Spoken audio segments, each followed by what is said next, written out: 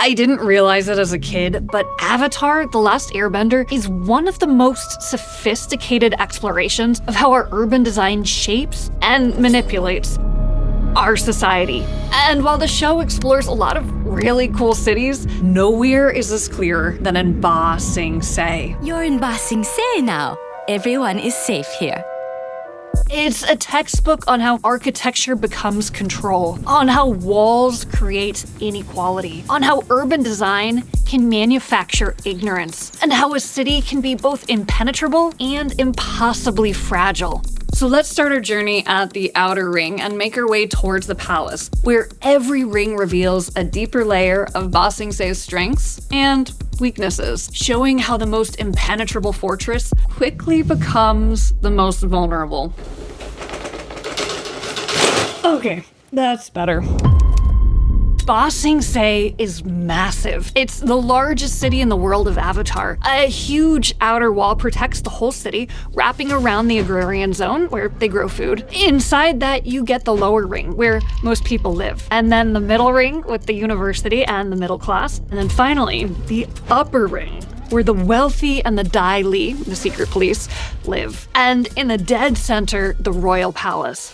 But more on them later. The Earth Kingdom's design was based on the Ming and Qing dynasties in China, with Ba Sing Se very closely resembling Beijing. But the structure, the concentric ring design of the city is even older, something we've seen across ancient cities. This is the round city of Baghdad. It's an almost perfect circle of walls and gates with the grand palace and mosque right in the center.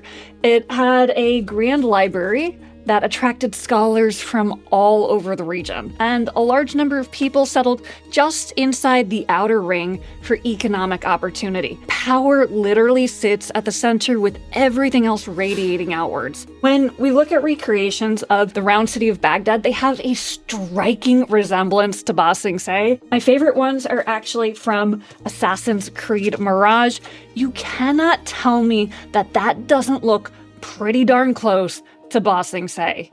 Now, this is just one of dozens of ancient round cities with radiating avenues and government buildings and royalty and temples right at the center. And it makes sense. A round wall requires fewer resources to build than a square one. They also have better vantage points for those guarding the city from attack. And with royalty safely in the center, they have the most layers of protection between them and any potential attackers. Now, one of the biggest vulnerabilities of cities like this is that while they have strong defensive walls, they can actually crumble very easily under siege, simply of being starved of supplies. And that's how you take down a walled city.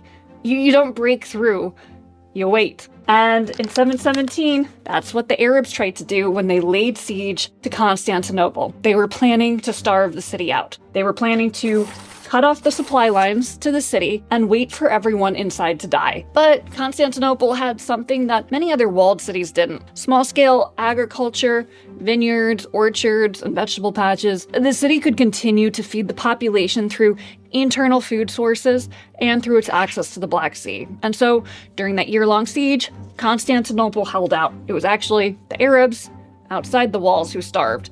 They ended up eating their horses. Ba Sing Se has a similar setup. The farmland between the outer wall and the inner ring serves as an extra layer of protection and a way to endure a siege. It's remarkable how effective it is. While the rest of the Earth Kingdom fell to the Fire Nation, Ba Sing Se remained one of the last holdouts. So when someone says, "There's no war in Ba Sing Se," in a way, they're not entirely wrong. Because for the people living inside those walls, especially in the middle ring and the upper rings, the war was distant. Nothing in their lives changed. The walls and the agriculture system created a bubble, a space where war didn't have to exist. When you're that insulated, when you're that self-sufficient, it becomes very easy to ignore what's happening outside. And for those in power, that ignorance becomes a tool, but also a vulnerability. Oh, Ba Sing Se has many walls. There are the ones outside protecting us and the ones inside that help maintain order. On the other side of the wall from the agrarian zone is the lower ring. This is where refugees live, where poverty festers, with buildings with black or dark green tiles that mark their low status. On the positive side, there's very little homelessness here. If you look around, you'll notice that most people are housed. The houses are built on top of each other, and they keep building up and more densely as more people arrive, meaning that everyone does have a home. In The Legend of Korra, the creators modeled the lower ring on the Kowloon walled city in Hong Kong. Kowloon started as a Chinese military fort in 1810, but after various colonial disputes, it became this sort of legal gray zone, claimed by both Britain and China, but really governed by neither. By the late 1980s, 35,000 people lived in a space that was roughly the size of a city block. The population density was over 1.3 million people per square kilometer. Now, to put that in perspective, Manila is currently the most densely populated city at about 43,000 people per square kilometer. Kowloon was 30 times more dense, the most dense concentration of human life on Earth. And even though some people who lived there do remember it fondly and close-knit communities did form, there was a lot of crime. Gangs controlled the area with high rates of gambling and drug abuse, illicit markets, dens of exploitation. When you pack poverty this tightly with no escape, we often see the same predictable outcomes. Whether it's Kowloon or Pruitt-Igoe in St. Louis or red line neighborhoods across the US, it turns out that residential zip code, basically where a child grows up, is more predictive of social mobility and economic fate than almost any other metric. That's crazy when you think about it. And concentrated poverty perpetuates itself, trapping families across generations in the same conditions that their parents faced. And so, the pattern repeats. And in Ba Sing Se, the lower ring follows the exact same trajectory. Due to the impoverished state of its residents, the crime rate is significantly higher here than the other rings. Not because the people here are somehow biologically different, it's because the city design creates the conditions where crime becomes a rational response to impossible circumstances. What's key about Ba Sing Se isn't just its concentrated poverty, but its juxtaposition to extreme wealth and the consequences of that. So first, a little bit of background. There's this famous study where scientists gave capuchin monkeys a simple task. Hand over a rock, get a reward. At first, both monkeys got cucumber slices, and they're happy. And they did the task many times in a row, no problem. Then the researchers changed the experiment. One monkey still gets a cucumber, other gets grapes. Same work, but different pay. And the monkey getting the cucumber loses its The visible inequality created rage. The cucumber was fine until she saw what the others were getting. So how does this relate to Ba Sing Se? Well, there's a metric called the Gini coefficient. 0 means perfect equality, everyone has the same, whereas 1 means high inequality. One person has everything. And study after study shows that when the Gini coefficient goes up, crime goes up too. In places where everyone is wealthy, very little crime. Places where everyone is poor, very little crime. But in places where there's distinct populations of concentrated poverty in close proximity to concentrated wealth, there's high crime. What's interesting is that this crime isn't necessarily targeted against the wealthy, it's targeted against anyone. Like in the Capuchin experiment, when you see luxury and wealth right next to you, when there's very little opportunity to climb the economic ladder, it breeds anger, dissatisfaction, and resentment. A paper studying the Gini coefficient and crime in Mexico found that increased inequality was linked with increased criminal and gang activity, and that criminal activity was also linked to literacy rates. So if someone doesn't have access to education in a place with huge disparities in wealth, they may resort to crime as it might be their only option to get ahead. I mean, why not when you don't have much to lose and injustice is built into the city all around you? And And Ba Sing Se is a petri dish for this. While the walls create a barrier and protection for the upper classes, they also serve to magnify the inequality. The lower ring citizens still see what's beyond the walls. They see the carts of the wealthy weaving through the streets. They see the middle ring restaurants and plazas. They see others riding the monorail in clean clothes. And they deliver goods to middle ring homes and upper ring mansions. The walls don't fully hide the inequality. And when the only way to get ahead is through connections you don't have, or papers you can't get, or opportunities locked behind gates you can't pass, it's no wonder that crime festers in the lower ring. The design of the city makes it that way. Cross the wall from the lower ring into the middle ring, and suddenly things get a lot nicer. There are paved roads, green tiled roofs, outdoor dining and poetry houses. Winter moon glows with bright love. They know there's poverty in the lower ring, but they don't have to interact with it much. The architecture has done its job, but the walls between the rings are only the first layer of control. The regime uses two more systems: how people move and what information they can access. If you want to move between the rings, Ba Sing Se has a monorail system powered by earthbenders. As someone who is a big fan of public transit, I was really excited about this aspect of the city, but this transit isn't truly public. You need a passport to ride it. Passports and tickets. At least if you're trying to go towards the center. And so every gate becomes a checkpoint. And if you don't have the right papers, you stay where you are. Now, a successful transportation system has 4 key qualities: fast, frequent, reliable, and networked. Ba Sing Se's monorail fails on a few counts. For fast and frequent, if you look closely, the rails are set up as single tracks, one car, one direction at a time. Anyone who has experienced a subway with single tracking knows what this means: delays, waiting, and massive slowdowns. Take Detroit's People Mover. It's a 2.9 elevated loop that runs in only one direction in the city's downtown. Now, it was designed to carry 15 million passengers per year. Today, it carries about only 2 million. It costs more than 4 times what other transit systems cost to run, and urban planning expert Ed Glazer called it perhaps the most absurd public transit project in the country. I think it's kind of cute. It's just not very effective or efficient. You're stuck waiting for the single train to complete its route and come back.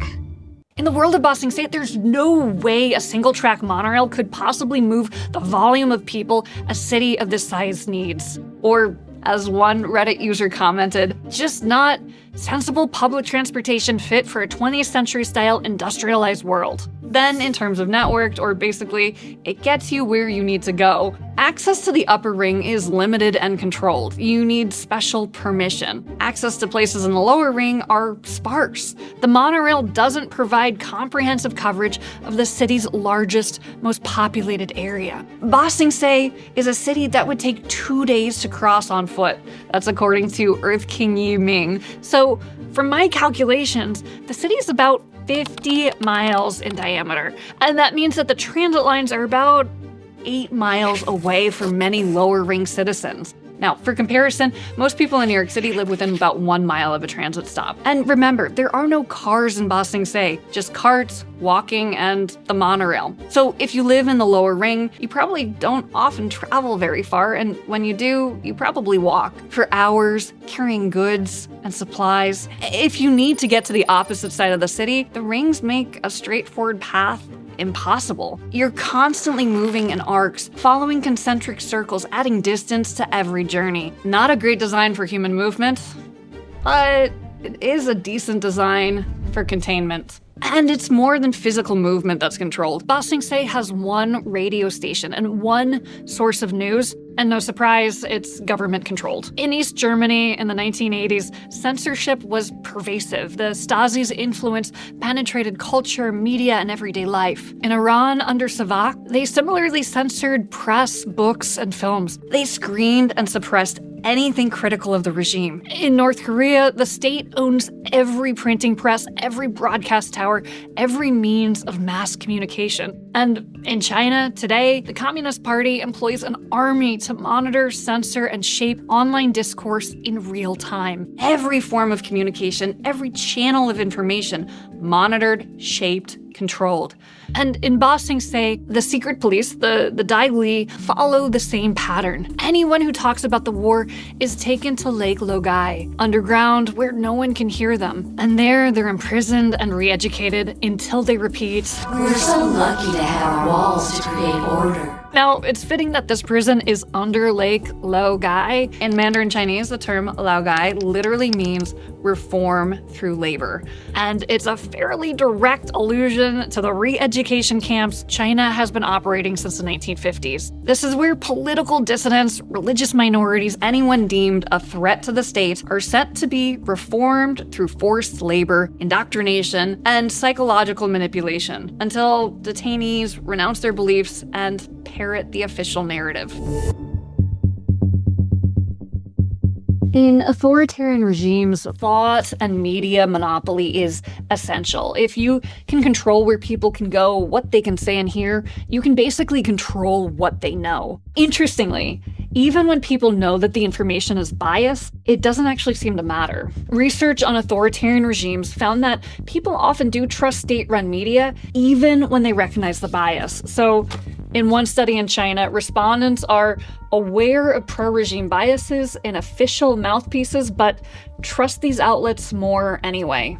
Experimental work also found that government-controlled media were actually very effective at shifting citizens' policy attitudes on issues when the regime changed its policy position. But when that flow of information breaks, it turns out that support for the regime can be incredibly fragile. The upper ring is home to our most important citizens. So let's take a closer look at the upper ring, the seat of power, and paradoxically, the most isolated place in the entire city. When Avatar creators traveled to China between seasons, they visited the Forbidden City in Beijing, and what they found there became the blueprint for the upper ring of Ba Sing Se. And there are a lot of obvious visual similarities. A palace, a large sweeping plaza, residences clustered right behind. The Forbidden City was a physical manifestation of the cosmic order. Every detail was calculated. The buildings faced south because south was the direction of warmth, sunlight, and energy. Yellow roof tiles, reserved exclusively for the emperor, symbolized imperial power. The entire complex was organized along a strict north-south axis, placing the emperor at the literal and symbolic center of the universe. This is feng shui, a system for shaping the flow of energy in a place taken to its extreme. It's here that we most clearly see architecture as a diagram of hierarchy. And Ba Sing Se follows this exact same logic. The Earth King's palace sits at the center in the upper ring. From there, power radiates outwards in concentric circles. The architecture enforces hierarchy. Now, you can also find this pattern in other imperial cities. Tokyo's imperial palace sits at the geographic center, surrounded by a moat and walls with the most restricted, lowest density space right in the heart of the city. Now, from an urban planning perspective, this is one of the worst designs for a functioning city. Modern cities work best with high density at the center, where transit converges, where infrastructure is most efficient, where jobs and services cluster. Then density decreases as you slowly move out. You see the same thing in San Francisco, Chicago, Seattle, Manhattan. Downtowns are packed. Skyscrapers, offices, apartments, transit hubs. Then, as you move to the outer areas, density drops. You want to maximize that valuable central space with housing, commerce, and services that benefit everyone, the most connections, the shortest distances. Imperial cities do the opposite. The most valuable land, the center where everything converges, is reserved for one person, the emperor, and maybe family, friends, courtesans. Meanwhile, millions of people are pushed to the periphery where distances are longer, forcing longer commutes for the lower class, all for the convenience of those in power. It's not efficient, nor is it practical, but it does showcase symbolic power, the emperor at the center of the universe. This setup is also very isolating for the person in power. The Earth King sits in the palace, supposedly all-powerful, but he has no idea what's happening in his own city. A secret war? That's crazy. Supposedly the most powerful person in the city is the least informed. The secret police, the Dai Li, move through the walls, appearing anywhere, arresting anyone who disrupts the peace. They realize that the walls create information silos. If they can control the movement of people, they can control the information. And through that, they can even control the Earth King. The creators beautifully crafted a system where the person with the most power is actually the most powerless. In some ways, the Earth King is a prisoner of his own palace. All right, so let's take a step back and look at why all of this matters. So in the book, Why Nations Fail, the author started with a simple question. Why do two places with nearly identical geography, climate, and people end up with completely different outcomes? Like, for example, North Korea and South Korea. Same peninsula, same people, same history until 1945. Today, South Korea is one of the wealthiest countries in the world, while North Korea is one of the poorest. Or we can look to two towns on the US-Mexico border just miles apart, Nogales, USA, and Nogales, Mexico. Same desert, same heritage, but radically different life expectancies, income levels, and quality of life. Now, the authors spent years trying to figure out what was the difference. And what they found ultimately wasn't geography, wasn't culture, wasn't resources that made the difference. It was institutions. Things like laws, courts, schools, police, and the political system that decides who holds power. Specifically, inclusive institutions versus extractive institutions. They argued that societies prosper when they have inclusive institutions, systems that spread political power, protect property rights, create markets, and give ordinary people a voice and a stake in the system. But societies stagnate or collapse when they have extractive institutions. These are systems designed to funnel wealth and power to a narrow elite while locking everyone else out. So here's the thing about extractive institutions. They create a vicious downward spiral. The elite use their power to extract resources, hoard wealth, and restrict opportunity, and then that concentration of power makes it even harder for anyone else to challenge them. The system reinforces itself, and Ba Sing Se is textbook extractive. The political power is concentrated in the secret police and the Earth King's court. Economic opportunities are tightly bound to which ring you're born in. Mobility, both social and physical, is heavily restricted. And when you have extractive institutions like this, certain consequences follow. So first, poor incentives for innovation and productivity. When people can't trust that they'll benefit from their work, when they know that the elite are just going to capture all of their gains, they don't bother to invest or innovate. Second, there's the hollowing out of the middle. Because extractive institutions restrict participations of broad segments of society, the middle class remains weak, civil society is weak, and then political accountability is low. That basically weakens governance and ultimately leads to scarcity, famine, crisis, stagnation, loss of resilience. So these societies often have weak legal systems, weak enforcement of rights, and high levels of rent-seeking and corruption. When the underlying institutions are extractive, the state is less able to deliver public goods, maintain legitimacy, or adapt to shocks. This increases the risk of civil war, collapse, or persistent poverty. Which is exactly what we see when Ba Sing Se falls. In the Legend of Korra, Ba Sing Se doesn't fall to an army at the gates, it falls from within. The Red Lotus assassinates the Earth Queen and announces her death over the radio. And then, in a beautiful example of what happens when extractive institutions show weaknesses and begin to crack, the walls come down and chaos erupts. The lower ring, furious about the inequality, floods into the upper and middle rings. They loot the palace, they burn the city. Stop you! I'm gonna join you! I know where the good stuff is! The city's design, the walls, the rings, the monorail, the palace at the center, all of it was meant to create order and stability. But the walls that made it impenetrable to the outside are exactly what made it vulnerable from the inside. When you design a system that concentrates power, restricts movement, controls information, and locks people out of opportunity, you get fragility. And it's here that Ba Sing Se created the conditions for its own collapse. What makes Ba Sing Se so compelling as a piece of world building is that we can see these patterns in our own world. In cities designed to segregate through zoning, in highway systems that cut through poor neighborhoods, in systems that concentrate wealth and power, in regimes that control information and movement, and in public transit that serves some areas and ignores others. Architecture isn't neutral. Urban design isn't neutral. The layout of our cities is inherently political, and Avatar understood this in a way that very few shows, animated or otherwise, ever have. Avatar gave us one of the most sophisticated explorations of architecture and power in any medium, showing us how walls work, how ignorance is engineered, how inequality festers, how control operates through design. It makes us ask ourselves, how do the designs of our cities, the ones we live in every day, shape our lives, our relationships, our politics, and ultimately determine whether we become divided and oppressed or can come together and thrive?